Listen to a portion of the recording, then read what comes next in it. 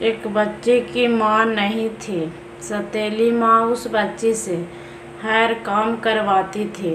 4 बजे भोर में वह बच्ची जागकर स्कूल के समय तक हर काम करती थी। उसके बाद स्कूल जाती थी। सौतेली माँ अपने बच्चे को टिफ़िन देती थी, लेकिन उस बच्ची को टिफ़िन भी नहीं देती थी। लेकिन बच्ची को कोई एतराज़ नहीं था। पिता कभी महीने में कमा कर आता था। उस बच्चे की सौतेली माँ काफ़ी मान जान करने लगती थी। पिता के जाने के बाद फिर वही कार्यवाही करती थी। बच्ची पढ़ने में तेज थी। धीरे धीरे बड़ी हो गई। पिता को विवाह की चिंता सताने लगी। एक दिन लड़की के पिताजी बिटिया की शादी की जिक्र कर दी।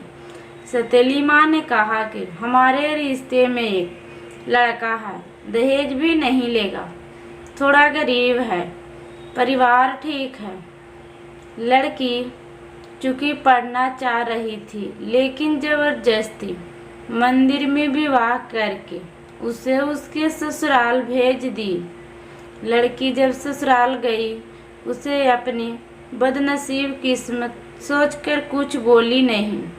लेकिन लड़के ने कहा कि आप बुरा न मानो तो एक बात कहे। वह बोली कि आपके साथ जीवन भर रहना है, आप जो कहेंगे हम मानेंगे। लड़का बोला, जहाँ से पढ़ाई छोड़ी है वहीं से आप शुरू कर दीजिए। हम गरीब जरूर हैं, लेकिन गंवार नहीं हैं।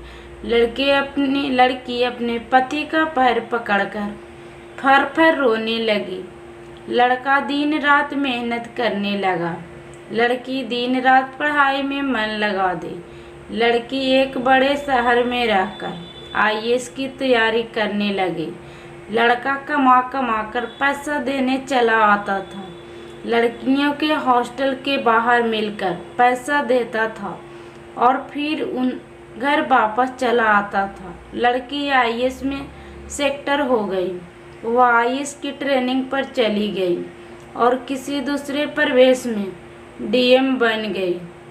संयोग से लड़का पता लगाकर जब वहां पहुंचा तो लड़की की सारी व्यवस्था देखकर लड़का खुद शर्मिंदगी खाने लगा और वह मन बना लिया कि हम खुद इनके ज़िंदगी से दूर हो जाएंगे।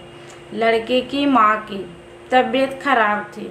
लड़का हफ्ते भर से मिलने के लिए प्रयास कर रहा था, लेकिन कोई मिलने नहीं दिया।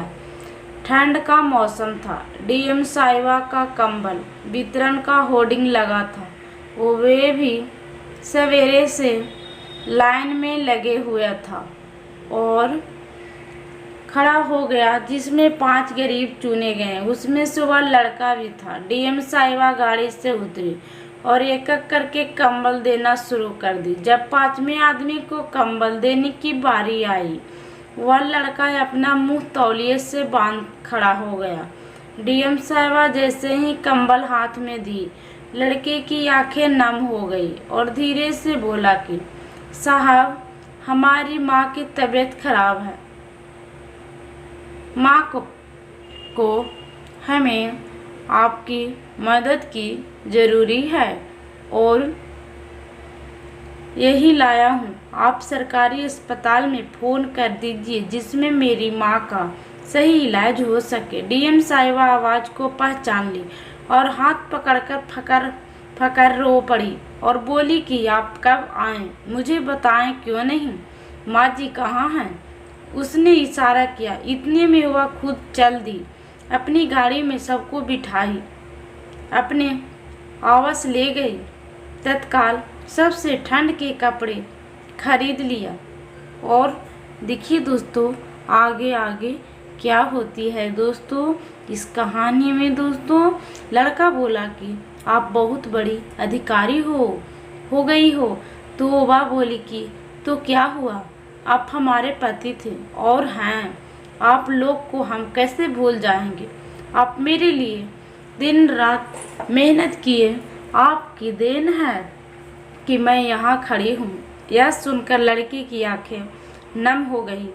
इतने में डीएम साहिबा भी अपनी आंखें के आंसू रोक ना पाई और अपने पति के गले सिमट कर रो पड़ी और अपने परिवार के साथ रहने लगी। प्लीज़ दोस्तों, हमारी वीडियो लाइक, सब्सक्राइब, कमेंट